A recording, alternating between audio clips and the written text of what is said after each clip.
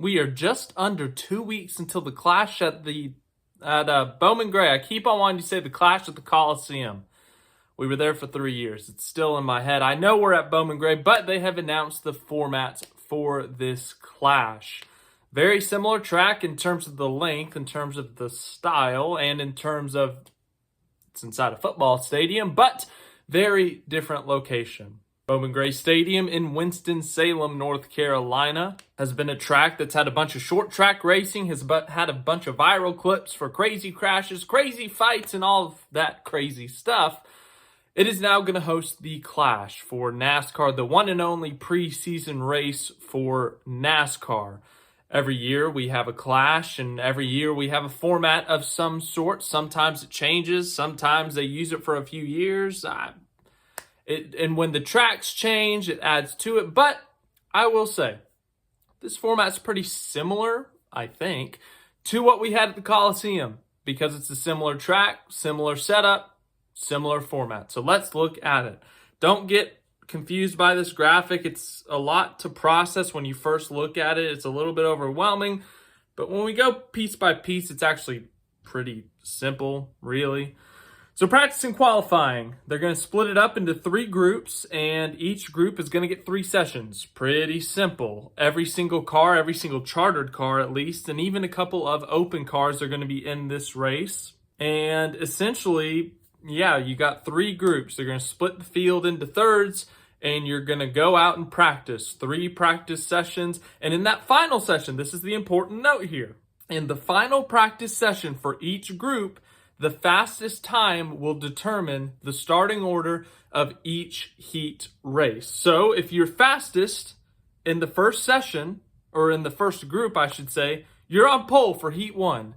If you're fastest in the second group, you're on pole for the second heat, or maybe it's just in general.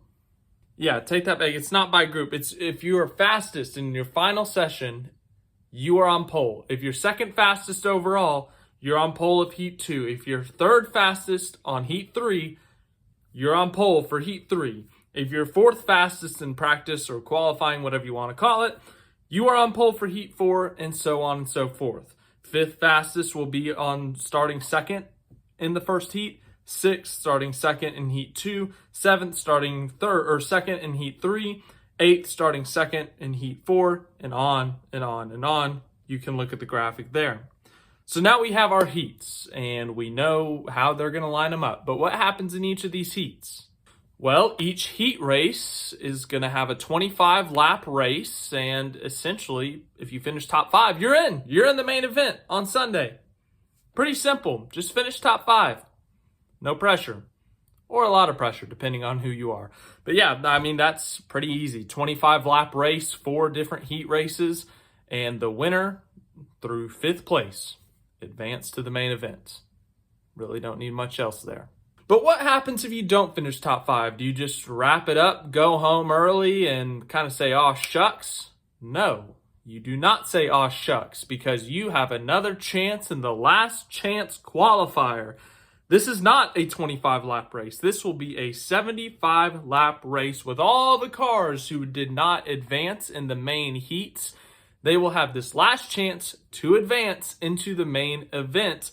But the thing here is, it's not the top 5 advancing like those other heats. It's only the top 2.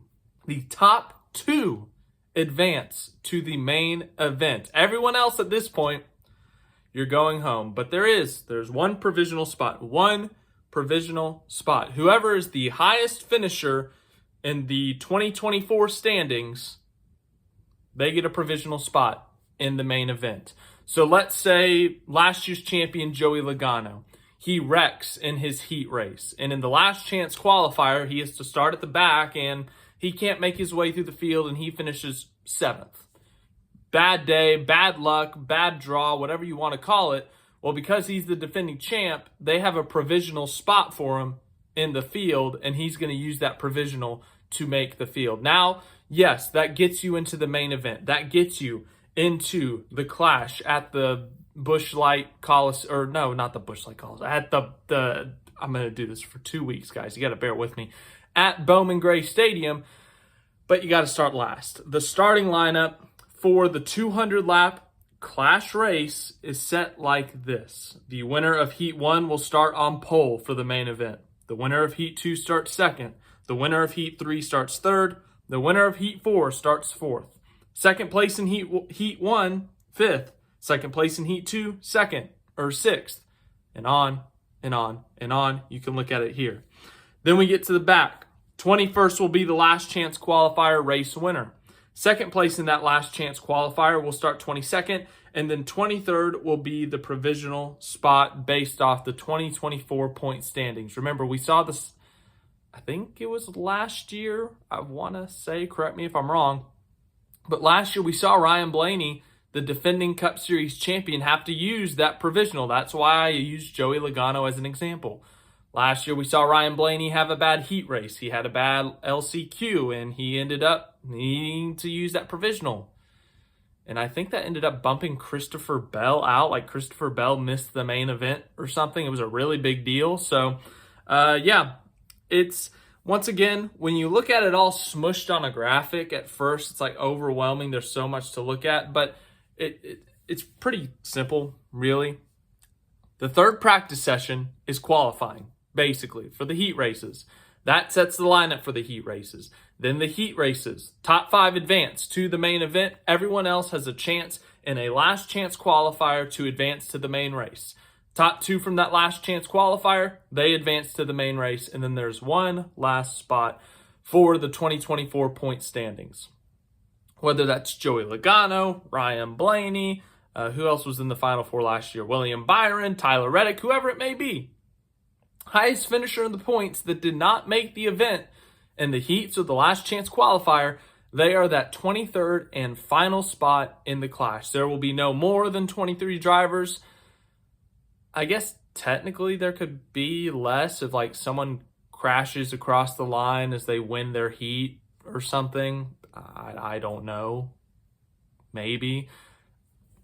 I'm just not even going to bring up the hypothetical till it actually happens. But yeah, so we now know the format for the clash at Bowman Gray Stadium. It took me till the end of this video to say it properly.